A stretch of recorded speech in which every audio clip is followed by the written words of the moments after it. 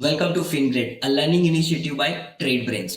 आज हम option Greek के बारे में समझेंगे। जैसे कि निफ्टी की अगर मान लीजिए वैल्यू ऊपर नीचे होती है, चेंज होती है, तो ऑप्शन के प्रीमियम में भी तो बदलाव आएगा, कॉन्ट्रैक्ट की वैल्यू भी तो चेंज होगी। वो किस तरीके से चेंज होती है, कौन से फैक्टर उसके अंदर काम करते हैं, आज उसके बारे में जानकारी लेंगे। तो और डीपली आज आपको ऑप्शन के बारे में जानकारी मिलेगी। तो चलिए शुरुआत करते हैं।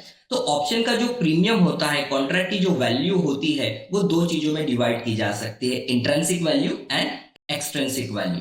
अब इंट्रिंसिक वैल्यू क्या होती है, एक्सट्रिंसिक वैल्यू क्या होती है, उसको समझाने के लिए आपके सामने एक एग्जांपल में रखता हूं।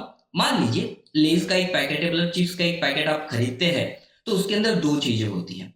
10 रुपए का ये जो पैकेट है, उसके अंदर पोटैटो चिप्स होती है और हवा होती है। तो हम 10 रुपए जो देते हैं वो इन दोनों चीजों के देते हैं।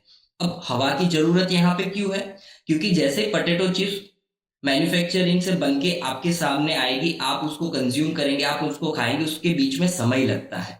तो उस समय के दौरान चिप्स खराब ना हो जाए, इसलिए उसके अंदर वो हवा भरी जाती है। तो उसकी भी एक कॉस्ट है, वो टाइम कॉस्ट है।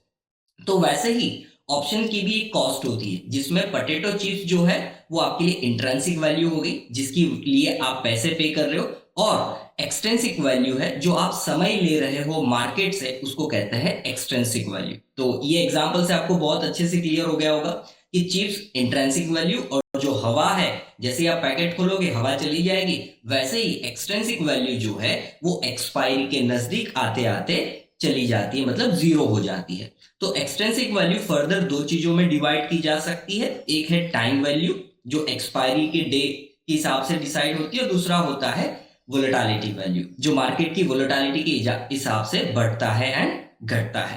तो ध्यान रखिएगा कि ऑप्शन की जो वैल्यू है वो तीन चीजों से डिराइव हुई, intrinsic value, time value and आपकी वोलेटिलिटी वैल्यू। अब इसको और थोड़ा डीपली अंदर जाके समझते हैं। तो 5 ऑप्शन ग्रीक होती है, थीटा, रो, डेल्टा, गामा। अब इसको एक एक करके हम यहाँ पे समझेंगे। तो सबसे पहले हम डेल्टा को समझते हैं कि डेल्टा होता क्या है। अब जैसे कि मैंने आपको निफ्टी का एग्जांपल दिया, उसी एग्जांपल को हम आगे बढ़ाते हैं कि निफ्टी जो है, मान लीजिए अभी चल रहा है प्राइस उसका 17,800 के आसपास। अब थोड़े समय के बाद आपने उसको देखा तो निफ्टी की प्राइस जो है वो घट गई, वो आ गई करीबन 17,790 के आसपास। मतलब यहाँ पे 10 पॉइंट उसमें कटौती हुई। तो 10 पॉइंट जो वैल्यू निफ्टी की कम हुई, तो उसके सामने जो निफ्टी का ऑप्शन होगा, मान लीजिए हम 17,800 के ही ऑप्शन की बात कर रहे हैं, तो उसका जो ऑप्शन होगा उसकी वैल्यू में भी तो बदलाव आएगा ना। तो वो कितना हो सकता है? तो ऑब्वियसली जो हमारी अंडरलाइंग असेट है, अगर वो 10 पॉइंट बढ़ी है या 10 पॉइंट कम हुई है, तो वो 10 पॉइंट से ज्यादा का तो बदलाव होगा नहीं। तो वो कितना बदलाव होगा as per the underlying asset, वो डिसाइड करता है डेल्टा। जैसे एक एग्जांपल यहां पे हम लेते हैं, निफ्टी की वैल्यू मान लीजिए 17,800 है, और उसकी वैल्यू थोड़ी सी इंक्रीज हो गई और 17,820 हो गई। तो यहाँ पे कितने पॉइंट ऊपर गया वो? 20 पॉइंट यहाँ पे प्राइस इंक्रीज हुई। अब निफ्टी का एक ऑप्शन है जो 17,800 पे चल रहा है, और उसकी प्राइस मान लीजिए अभी चल रही है 120 रुपये। ठीक है, तो अगर ये 20 रुपये यहाँ पे इंक्रीज हुआ है, तो ये भी मैक्सिमम कितना इंक्रीज होना चाहिए? 20 रुपया, उससे ज्यादा नहीं। परंतु मान लीजिए कि डेल्टा की वैल्यू जो है फॉर ये वाले पर्टिकुलर स्ट्राइक प्राइस पे, ये पर्टिकुलर ऑप्शन, उसकी वैल्यू है 0.5। मतलब एक पॉइंट अगर निफ्टी इंक्रीज होगी, तो ऑप्शन आपका 0.5 इंक्रीज होगा, मतलब आधा इंक्रीज होगा। तो यहाँ पे कितने पॉइंट जुड़ेंगे? 10 पॉइंट जुड़ जाएंगे। तो निफ्टी जैसे इंक्रीज होगी, वैसे यहाँ पे 10 पॉइंट आपका प्रीमियम बढ़ जाएगा, और वो वैल्यू हो जाएगी 130। तो डेल्टा बहुत ही इंपॉर्टेंट है ऑप्शन बायर के लिए, क्योंकि जितना अच्छा डेल्टा होगा, जितना ज्यादा डेल्टा होगा, उतना ही बेहतर आपको रिटर्न मिलेगा आपके अंडरलाइंग असेट के वैल्यू के चेंज से। तो ये बात ध्यान रखिएगा। अब ये जो डेल्टा की वैल्यू है, वो -1 एंड 1 उसके बीच में ही रहती है, ना इससे ज्यादा होगी ना इससे कम होगी, ये ध्यान रखिएगा। सेकेंडली, कॉल का जो डेल्टा होता है वो +1 मतलब पॉजिटिव होता है, और पुट का जो डेल्टा होता है वो नेगेटिव होता है। पुट का डेल्टा नेगेटिव क्यों होता है? क्योंकि अंडरलाइंग असेट जैसे गिरेगा, पुट की वैल्यू इंक्रीज होगी, वो अपोजिट रिलेशन है। कॉल का रिलेशन सेम है कि अगर अंडरलाइंग असेट बढ़ा तो कॉल बढ़ा, इसलिए आपको यहाँ पे नेगेटिव डेल्टा नजर में आएगा। तो ये ध्यान रखिएगा। अब सेकंड ग्रीक जो हमें समझनी है वो समझनी है आपकी गामा के बारे में। अब ये गामा का जो रिलेशन है ना वो डेल्टा के साथ है, मतलब कि डेल्टा की वैल्यू भी कांस्टेंट नहीं होती। एक स्ट्राइक प्राइस की डेल्टा की वैल्यू मान लीजिए 0.5 है, तो जैसे अंडरलाइंग असेट बदलेगा इस डेल्टा की वैल्यू भी बदलेगी। तो वो कितनी बदलेगी, कितना चेंज होगा, वो होता है गामा से डिसाइड। तो गामा जो है वो डिसाइड करता है कि डेल्टा कितना चेंज होगा। अब गामा का जो ना रिलेशन है वो समय के साथ है, मतलब अगर आप यहाँ पे देखेंगे तो हम ये कह सकते हैं कि gamma is inversely proportional to the time. यहाँ पे मैं जिस समय की बात कर रहा हूं वो एक्सपायरी का समय है, मतलब आप जैसे जैसे एक्सपायरी के नजदीक आते जाएंगे वैसे वैसे ही आपकी गामा की वैल्यू जो है वो इंक्रीज होती जाएगी। इसका मतलब क्या हुआ कि जितना हम एक्सपायरी के नजदीक होंगे गामा बढ़ेगा, और गामा बढ़ेगा तो डेल्टा की वैल्यू भी इंक्रीज होगी। इसलिए आपने देखा होगा, अगर आपने ऑब्जर्व किया है तो एक्सपायरी के दिन अगर आप देखेंगे तो आखिरी जो 1-2 घंटे होते हैं जहां पे समय जो है बहुत ही कम होता है, ऑप्शंस के जो प्रीमियम होते हैं ना वो बहुत ही फास्ट चेंज होते हैं। फटाफट वहां से आपको दिखेगा कि ऑल ऑप्शन या पुट ऑप्शन डबल हो जाता है। क्यों होता है? क्योंकि टाइम कम है, गामा बहुत ज्यादा इंक्रीज हो जाता है, और गामा इंक्रीज होने की वजह से आपका डेल्टा जो है वो इंक्रीज हो जाता है। तो ये एक रिलेशन है, इसलिए इसको समझना बहुत जरूरी है। आगे हम बात करते हैं तीसरे ग्रीक पे, और वो है वेगा। ये वन ऑफ माय फेवरेट है। वेगा का मतलब वोलेटिलिटी की वैल्यू। अब देखिए मार्केट जो है ना उसका बहुत सिंपल सा नेचर है। क्या है नेचर? कि वोलेटिलिटी की वैल्यू वो बढ़ाता है फिर घटाता है, मतलब वोलेटाइल होता है फिर शांत हो जाता है, फिर वापस वोलेटाइल होता है फिर वापस शांत हो जाता है, तो इस तरीके से वो चेंज होता रहता है। तो जब भी कभी वोलेटिलिटी की वैल्यू इंक्रीज होती है तो उसकी वजह से वेगा जो है वो इंक्रीज हो जाता है, और वेगा इंक्रीज होगा तो ऑप्शन की वैल्यू आपकी ऑटोमेटिकली इंक्रीज हो जाएगी। क्यों? क्योंकि हमने पढ़ा था कि ऑप्शन का प्रीमियम दो चीजों से डिसाइड होता है, एक होता है इंट्रिंसिक वैल्यू, एक होता है एक्सट्रिंसिक वैल्यू। एक्सट्रिंसिक वैल्यू में होता है टाइम वैल्यू, और उसके अंदर होती है वोलेटिलिटी की वैल्यू। तो यहाँ पे वोलेटिलिटी बढ़ेगी, एक्सट्रिंसिक वैल्यू बढ़ेगी, एक्सट्रिंसिक वैल्यू बढ़ेगी तो ऑप्शन प्रीमियम इंक्रीज होगा। अब एक दो एग्जांपल के द्वारा समझते हैं कि ये वोलेटिलिटी की वैल्यू इंक्रीज कब होती है। जैसे मान लीजिए इलेक्शन आने वाला है, सेंट्रल इलेक्शन आने वाला है, या फिर कोई इवेंट होगा, कोई बड़ी कंपनी की वजह कोई न्यूज आ गई, या फिर सबसे बड़ा इवेंट जो फाइनेंशियल मार्केट स्टॉक मार्केट के लिए होता है वो होता है बजट। तो अगर बजट आने वाला है तो उसकी वजह से पहले से ही एंटीसिपेट करके लोग वोलेटिलिटी इंक्रीज होती है, उसकी वजह से वहां पे ऑप्शंस के प्रीमियम भी महंगे हो जाते हैं। तो इसलिए ध्यान रखिएगा कि जब भी कभी कोई इवेंट आने वाला हो तो उसके पहले वेगा की वैल्यू ऑटोमेटिकली इंक्रीज हो जाती है। तो शायद आपके मन में थॉट आया होगा कि अगर मान लीजिए इवेंट हो गया, बजट आ गया, बजट की स्पीच हमने सुन ली, बजट को पढ़ लिया, फिर नेक्स्ट डे क्या होगा? नेक्स्ट डे सीधा वोलेटिलिटी क्रैश होगा, मतलब वोलेटिलिटी की वैल्यू जो है वो घटेगी, और ये वैल्यू घटेगी तो एक्सट्रिंसिक वैल्यू घटेगी, और ये वैल्यू घटेगी तो ऑप्शंस के प्रीमियम भी घटेंगे। जी हाँ, कॉल की वैल्यू भी घटेगी और पुट की वैल्यू भी घटेगी। इसलिए हमेशा ध्यान रखना है कि इवेंट के पहले अगर आप ऑप्शन बाय कर रहे हो तो जैसे ही इवेंट स्टार्ट हो या उस दिन पे पहले आप अपने ऑप्शन को स्क्वायर ऑफ कर दें, और उसके बाद जब इवेंट आ जाए सामने, सारी चीजें आपके सामने हो जाए, उसके बाद ऑप्शन खरीदे। क्योंकि जैसे ही वोलेटिलिटी घटेगी ऑप्शन का प्रीमियम घटेगा, और उसकी वजह से एक ऑप्शन बायर जो है वो ज्यादातर लॉस करता है।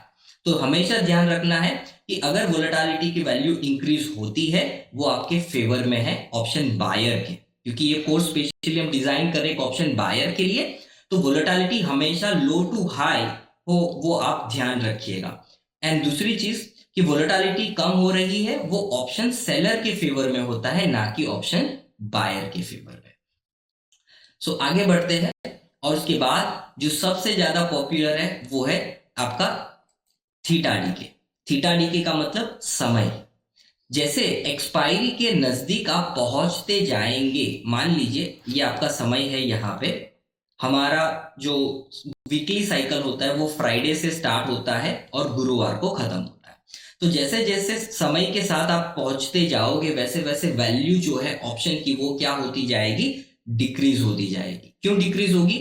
जैसे मैंने आपको चिप्स का पैकेट बताया था ना, कि जैसे जैसे ही आपने उसने खोला हवा चली गई। तो वैसे जिससे आप एक्सपायरी के नजदीक जाएंगे, जो टाइम की वैल्यू होती है वो धीरे धीरे धीरे ऑप्शन के प्रीमियम से निकलती जाती, हर दिन का एक फिक्स इंटरवल के हिसाब से उसका प्रीमियम घटता रहता है। तो हम ये कह सकते हैं कि टाइम या थीटा डीके जो है वो ऑप्शन के अगेंस्ट में ही होता है हमेशा। ऑप्शन बायर की मैं बात कर रहा हूं, ऑप्शन सेलर के तो फेवर में है, क्योंकि जितना प्रीमियम कम होगा ऑप्शन सेलर कमाएगा, लेकिन ऑप्शन बायर के जेब से वो जाएगा।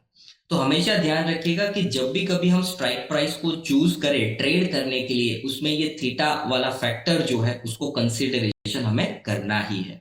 आने वाले समय में आपको मैं बताऊंगा अभी कि स्ट्राइक प्राइस कैसे सिलेक्ट की जाती है बेस्ड ऑन दिस थीटा या बेस्ड ऑन द टाइम।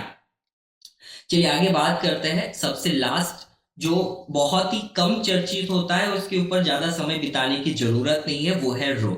इसका मतलब क्या है? इसका मतलब यह है कि कितना आपका इंटरेस्ट रेट चेंज हो रहा है, उसके बेस पे आपके ऑप्शंस के प्रीमियम में बदलाव आता है। तो मतलब पर 1% ऑफ इंटरेस्ट रेट चेंज। अब आपको पता है कि आरबीआई या फिर जो भी अथॉरिटीज होती है वो रोजाना तो इंटरेस्ट रेट चेंज करती नहीं है, वो क्वार्टरली या 2 क्वार्टर में बदलाव होता है। जैसे अभी इन्फ्लेशन का माहौल चल रहा है, इसलिए वजह से आपको हर मीटिंग के दौरान वहां पे रेट हाइक, रेट चेंज देखने को मिल रहा है। लेकिन जब माहौल ठीक हो जाएगा, नॉर्मल हो जाएगा, तो कई बार इंटरेस्ट रेट चेंज नहीं होते हैं। तो इसलिए ये इंटरवल काफी बड़ा है, और अगर हम एक डे ट्रेडर है या फिर हम एक महीने के लिए भी ट्रेड अगर करते हैं तो ये जो चेंज है वो उतना ज्यादा नहीं है, इसको हम कांस्टेंट मान के चल सकते, इसलिए इसके ऊपर हम ज्यादा बात नहीं करेंगे, ना ही ज्यादा अपना समय इसमें व्यतीत करेंगे। तो हमने पढ़ लिया कि डेल्टा क्या होता है, थीटा क्या होता है, गामा क्या होता है, बाकी सारी चीजें, है ना। तो अब हम एक काम करते हैं, ऑप्शन चेन पे जाते हैं और आपको मैं बताता हूं, दिखाता हूं कि ये बेसिकली काम कैसे करता है। तो आपके सामने ये ऑप्शन चेन है। ऑप्शन चेन क्या होती है, उसमें कैसे रीड करना चाहिए, ये आप नेक्स्ट सेशन में सीखेंगे, so don't worry about that. कि ऑप्शन चेन बेसिकली क्या होती है कि सारे जो स्ट्राइक प्राइस होते हैं ना, उसका समूह है, मतलब उसकी एक लिस्ट है बस। इसको कैसे रीड करना है मैं आपको सिखाऊंगा। तो अभी रिसेंटली निफ्टी की जो प्राइस चल रही है वो करीबन 17, ये फ्यूचर का प्राइस है, तो 17,600 के आसपास आपकी जो प्राइस फिलहाल के लिए चल रही है, लाइव मार्केट के अंदर है। और यहाँ पे जो जो एप्लीकेशंस में यूज कर रहा हूं, जैसे यहाँ पे कॉन्सेप्ट है, वो सारी डिटेल आपको वो एक्सेल शीट में मिल जाएगी, और ये सारी फ्री है, कोई भी पेड सर्विस वाली नहीं है। तो यहाँ पे अगर आप देखेंगे ध्यान से, सो 17,650 जहां पे अभी प्राइस चल रही है, उसका डेल्टा देखिए 0.5 है। इसके ऊपर जाएंगे 0.46, 0.4। इसका मतलब क्या हुआ कि जैसे जैसे आप दूर के ऑप्शन की तरफ जा रहे हो, दूर की स्ट्राइक प्राइस की तरफ जा रहे हो करंट मार्केट प्राइस से, तो आपका डेल्टा जो है वो कम होता जा रहा है। और जैसे जैसे आप डीप जाओगे तो वैसे वैसे आपका डेल्टा जो है वो इंक्रीज हो रहा है। देखिए डेल्टा जो यहाँ पे 0.5 था, वो 0.5 यहां से इंक्रीज होके बढ़ गया 0.7। तो डेल्टा की वैल्यू ये चेंज होती है। कौन डेल्टा की वैल्यू चेंज करता है? आपका गामा। तो गामा की वैल्यू भी आपको हर स्ट्राइक प्राइस पे अलग अलग दिखेगी। यहाँ पे डेल्टा पॉजिटिव है, अगर आप पुट का डेल्टा देखेंगे तो उतना ही आपको यहाँ पे नेगेटिव दिखेगा। जरूरी नहीं है कि एक ही स्ट्राइक प्राइस का डेल्टा सेम हो, बट नियर बाय होता है। इसका डेल्टा हमेशा पॉजिटिव, इसका डेल्टा हमेशा नेगेटिव होता है। अगर हम टाइम वैल्यू की बात करें तो यहाँ पे देखिए ये -23 है, तो ये टाइम की वैल्यू जो है वो इस ऑप्शन के प्रीमियम जो भी 175 चल रहा है उसमें से ये काट देगा। जैसे एक दिन खत्म होगा इतनी वैल्यू उसके अंदर से चली जाएगी। स्लोली स्लोली प्रोसेस है, टाइम के साथ वो जाती है, ऐसा नहीं कि दिन खत्म होने के बाद ही होती है। दिन शुरू होने से लेके दिन खत्म होने तक, मतलब मार्केट आवर्स स्टार्ट होने से लेके मार्केट एंड तक स्लोली स्लोली स्लोली इतनी वैल्यू जो है वो कम होती जाएगी। उसके सामने अगर आप देखेंगे तो ये वोलेटिलिटी की वैल्यू है। तो हमेशा जो प्राइस चल रही होती है उस प्राइस के आसपास वोलेटिलिटी की वैल्यू जो है जनरली सबसे ज्यादा होती है, और अगर आप फिर बाहर जाएंगे तो वो वोलेटिलिटी की वैल्यू थोड़ी थोड़ी कम होती जाती है। सिमिलरली आपको पुट की तरफ भी यहाँ पे देखने को मिलेगा।